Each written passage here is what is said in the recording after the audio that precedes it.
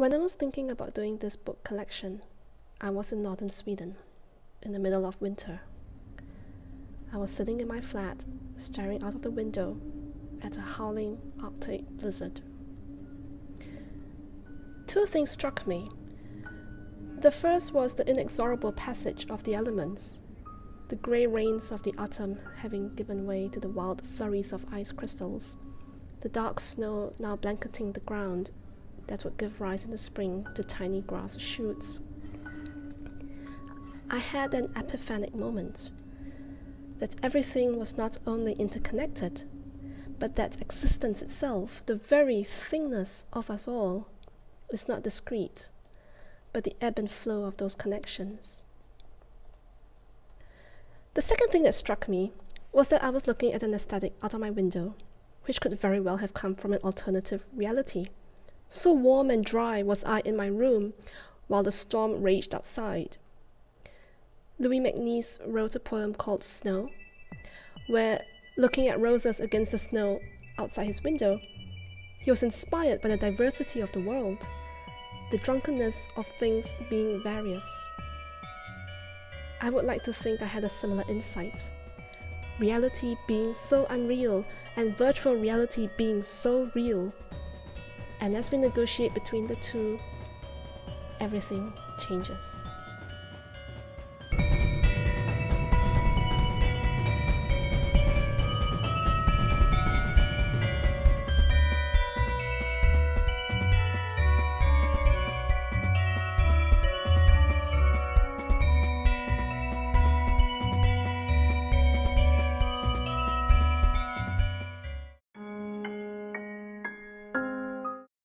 What is real or unreal in Machinima? And why is that so fascinating? In this film by the Lumiere brothers, workers leaving the Lumiere factory, people walking out of the factory became an engrossing movie to watch because it reproduced reality in our world. In The Sprinkler Sprinkled, the story goes that its viewers were delighted more by the leaves fluttering in the background than by the amusing scene where a gardener sprinkling his lawn gets sprinkled by a boy playing a prank on him. Because something as simple as leaves moving in the wind is what we know as our reality, our world. Machinima is a different creature, a media born not from the physical world around us, but from game worlds, from virtual worlds. It is the reproduction and manipulation of another reality, a reality that is imagined and then created, real yet almost infinitely plastic, full of meaning and symbolism, yet not physical. Machinima carries the stories, the dreams, and the emotions of these alternate realities from these different worlds. I wanted to hear them all.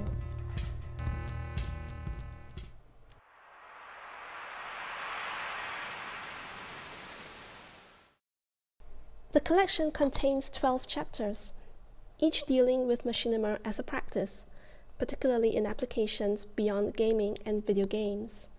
There are chapters on Machinima works, such as The French Democracy by Alex Chan.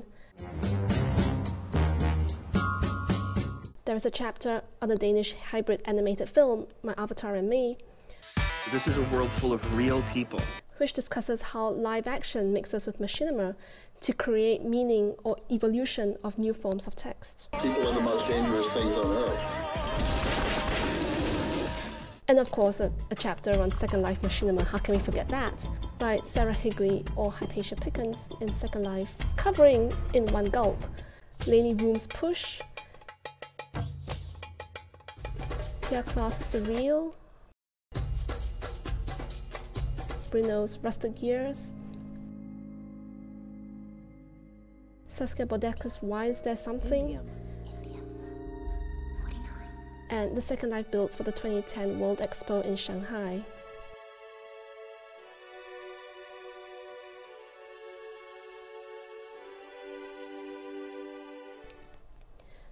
We also have artists and Machinima makers contributing to the book. Chris Burke of Spartan Life fame writes about the knowability of space in the game world as compared to the unknowability of cinematic space and time. Sandra Danilovich introduces her own machinima and live-action documentary, Second Bodies, which won the Best Documentary at the New Media Film Festival in San Francisco 2001, and the Gordon F. Keeble Award in Ryerson University in 2009.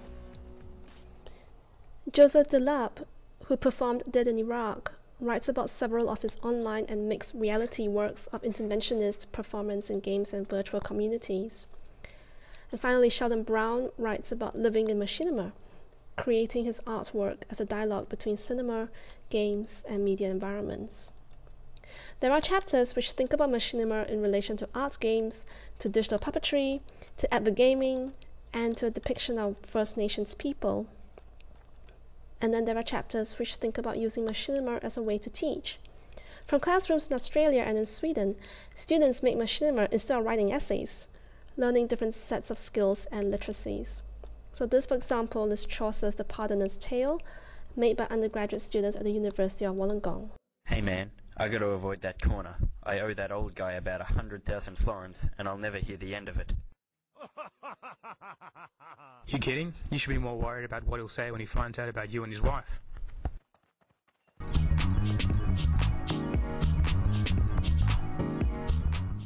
One of the charms of machinima for me is the perfection of its digital ecology between video games, virtual worlds, digital cinema, and the World Wide Web, and the fluidity of how it transposes from one media form to another. I didn't just want the book to be a static print text. I wanted something to reflect that fluidity. So I created a QR code for every chapter, which would link to a unique mobile web page. And this web page would feature all the digital content associated in the relevant chapter, such as machinima videos, hyperlinks, online PDFs, Flickr images, etc. Understanding machinima thus becomes a dialogue between the print text and its online digital content, just as machinima itself is a fluent exchange between media forms and formats.